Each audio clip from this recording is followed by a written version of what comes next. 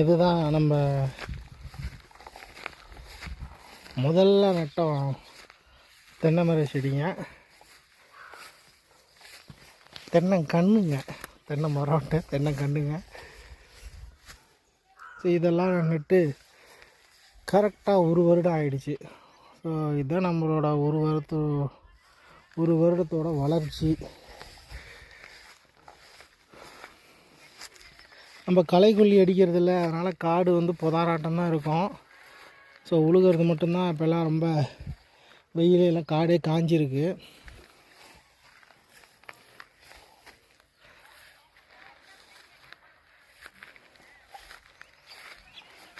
சில மரங்கள் கொஞ்சம் நல்லா வளர்ந்துருக்குது, சில மரங்கள்லாம் கொஞ்சம் பாருங்குது. அந்த மரம் கொஞ்சம் ஷார்ட்டாக இருக்குது.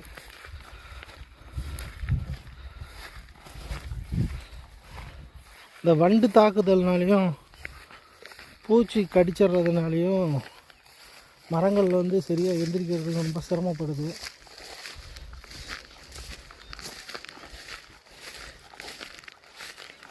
அது ஒரு பிரச்சனை இருக்குது.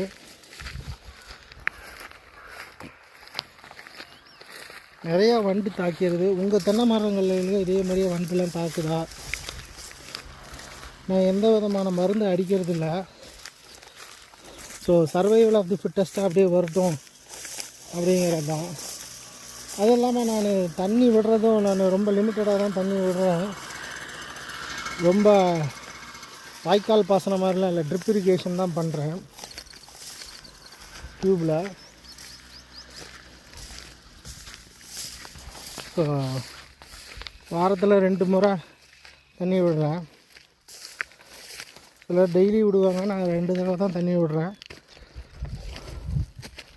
ஏன்னா செடிங்களை நம்ம எப்படி சின்னதுலேருந்து கொண்டு வரமோ அதுக்கு தகுந்த மாதிரி அதுங்க தன்னை வளர்த்துக்கும். அதிகமாக தண்ணி கொடுத்து வளர்த்தோம் அப்படின்னாக்கா பெரிய மரமான பிறகு தண்ணி ஜாஸ்தி தேவைப்படும். அப்படிங்கிறதுனால அந்த மாதிரி.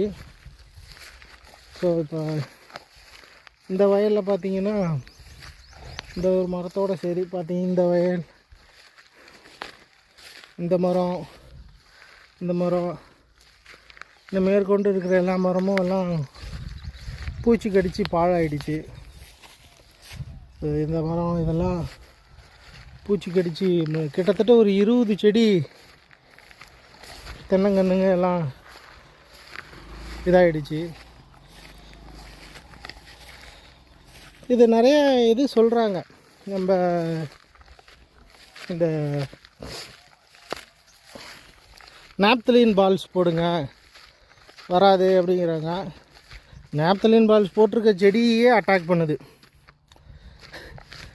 நாப்தலின் பால்ஸ் உள்ளே இருக்குது, ஆனால் அதையே அட்டாக் பண்ணுதுங்க. ஸோ பாருங்கள், இந்த செடியெலாம் அப்படியே உழுது வச்சுருக்குங்க. ஓட்டலே ஏகப்பட்ட ஓட்டை போட்டிருக்கு. இதோட குருத்தும் எல்லாம் இதாகிடுச்சு.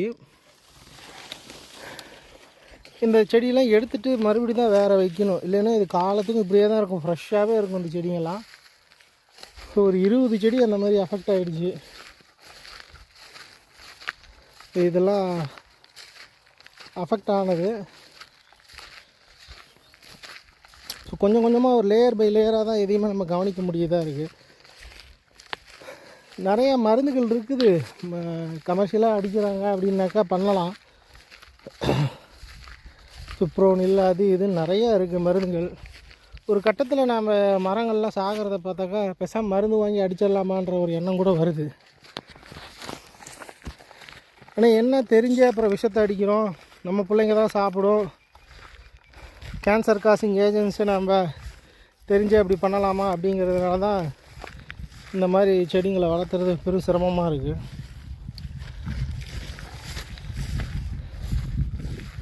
பார்க்கலாம், நம்ம மரம் பெருசாகிடுச்சு அப்படின்னாக்கா சர்வை பண்ணிக்கும். அது வரைக்கும் கொஞ்சம் மேலே வளர்த்து கொண்டாடுற வரைக்கும் கொஞ்சம் போராட்டமாக தான் இருக்கும், பண்ணுவோம்.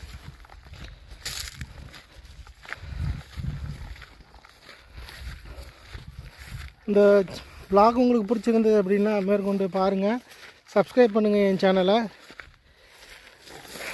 உங்களுக்கு தெரிஞ்ச விஷயங்கள்லையும் கமெண்ட் பண்ணுங்கள், பகிர்ந்துக்குங்க. அடுத்ததாக சந்திக்கலாம். பை.